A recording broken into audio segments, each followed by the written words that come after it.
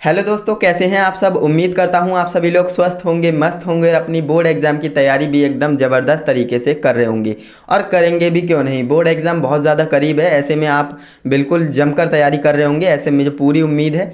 And ऐसे में आपके बहुत सारे कमेंट्स आ रहे थे कि सर आप बोर्ड एग्ज़ाम से रिलेटेड वीडियोज़ नहीं ला रहे हैं। तो फाइनली मैं वीडियो ले आया हूँ और ये वीडियो आपके लिए मोस्ट इंपॉर्टेंट होने वाली है, क्योंकि इस वीडियो में हम बात करने वाले हैं बोर्ड एग्ज़ाम में 95 प्लस मार्क्स कैसे पाएँ। अगर आपका भी सपना है 95 प्लस मार्क्स पाने का, तो ये वीडियो आप एंड तक ज़रूर देखिएगा एंड अपने दोस्तों को भी शेयर करिएगा जो भी 95 प्लस मार्क्स लाना चाहते हैं। क्योंकि इस वीडियो में हम हवा में बातें नहीं करने वाले, मैं प्रैक्टिकल टिप्स एंड ट्रिक्स बताऊंगा जो कि मैंने फॉलो की थी और जो आपको फॉलो करनी है। क्लियर है? तो इस वीडियो को आराम से देखना है, बिल्कुल, है ना, फोकस के साथ देखना है, जिससे कि आप कोई भी पॉइंट को मिस ना कर सके। तो चलिए दोस्तों, वीडियो शुरू करते हैं। तो दोस्तों, जैसा कि आपको पता होगा, बोर्ड एग्ज़ाम काफ़ी ज़्यादा नज़दीक आ चुके हैं। ऐसे में आप जो है इंपॉर्टेंट क्वेश्चंस लगा रहे होंगे, प्रीवियस ईयर्स के क्वेश्चन लगा रहे होंगे, है ना। तो ये तो आपको करना ही है। साथ में मैं आपको प्रैक्टिकल टिप्स एंड ट्रिक्स बता रहा हूँ जो कि आपको फॉलो करनी है आपके बोर्ड एग्जाम में।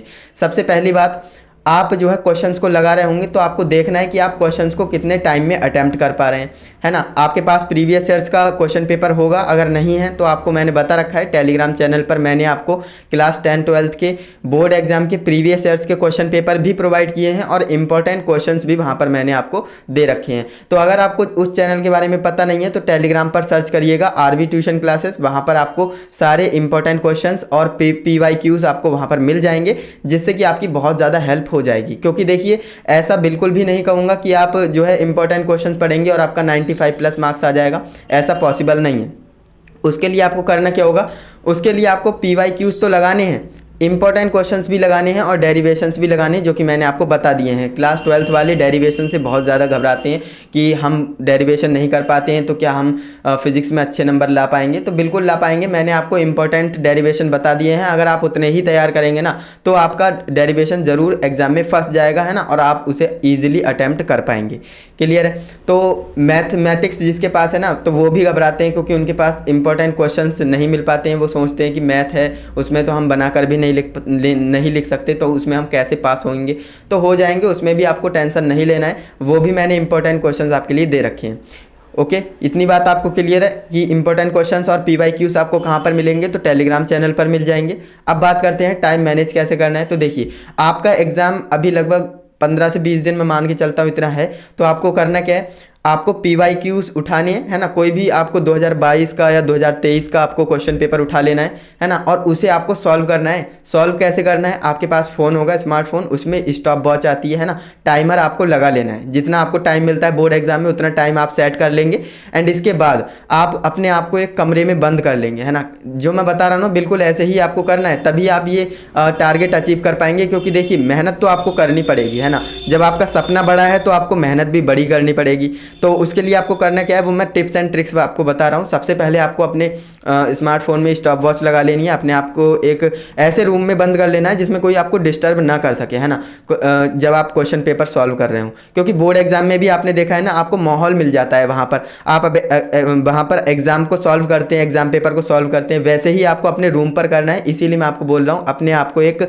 कमरे में बंद कर लीजिए और वहाँ पर स्टॉप वॉच लगा लीजिए और वहाँ पर आपको क्वेश्चन शुरू कर देना है। क्वेश्चन पेपर को आपको बिल्कुल टाइम में कंप्लीट करना है। जो आपने स्टॉप वॉच लगाई है उसके थ्रू आपको देखना है कि आप क्वेश्चन को कर भी पा रहे हैं या नहीं। क्योंकि अगर आपका क्वेश्चन छूट भी जाएगा तो क्या दिक्कत है ना, अभी आप रियल एग्जाम तो दे नहीं रहे।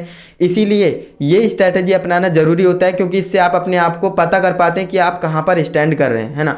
हो सकता है आपके क्वेश्चन छूट रहे हों। अब काफ़ी स्टूडेंट्स क्या करते हैं, वो डायरेक्ट एग्जाम में जाकर लिखते हैं। पहले क्या करेंगे, क्वेश्चन वगैरह पढ़ लेंगे आराम से, लेकिन PYQs को स्टॉप वॉच के थ्रू, जो मैंने आपको बताया टाइमर लगाकर सॉल्व करने वाली ट्रिक, वो नहीं लगाते हैं, जिससे कि वो एग्ज़ाम में बैठते हैं और पहली बार एग्ज़ाम में बैठेंगे तो डेफिनेटली मिस्टेक्स तो होती ही हैं। इसलिए हम क्यों ना घर पे प्रैक्टिस कर लें, जिससे कि जो भी मिस्टेक हो हम उसे सुधार सकें।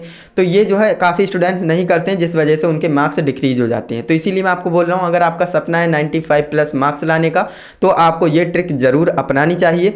एंड जितना ज़्यादा साफ़ राइटिंग में लिख सकते हैं उतना ज़्यादा साफ़ राइटिंग में आपको लिखना है, क्योंकि मैंने आपको प्रीवियस वीडियो में बताया था राइटिंग बहुत बड़ा रोल प्ले करती है आपके बोर्ड एग्जाम में, है ना। क्योंकि जितनी अच्छी राइटिंग होगी उतने अच्छे आपको मार्क्स देखने को मिलेंगे, है ना। तो ये तो आपको पता ही होगा।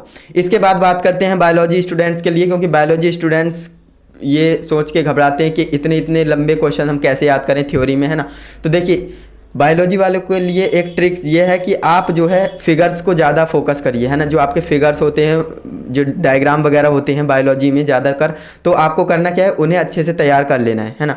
कोई भी आपका डायग्राम आ सकता है, और अगर डायग्राम ना भी पूछे ना, मान लीजिए कोई क्वेश्चन आया उसमें आपको डायग्राम बना सकते हो उसका, लेकिन उसमें क्वेश्चन में पूछा नहीं है, उसमें कहा है सिर्फ व्याख्या करिए, तो आपको व्याख्या तो करनी है, साथ में आपको डायग्राम भी लिख देना है, बना देना है ना। क्योंकि डायग्राम बनाने से क्या फ़ायदा होता है, एग्जामिनर को अच्छा इंपैक्ट पड़ता है, एग्जामिनर जो है डायग्राम देख कर ही आपको नंबर दे देता है ना। तो ये मैंने आपको बता ही रखा है प्रीवियस वीडियोज़ में कि आपको डायग्राम, और जितनी अच्छी आप कॉपी लिखेंगे उतने अच्छे आपको मार्क्स मिलने वाले हैं। क्लियर है।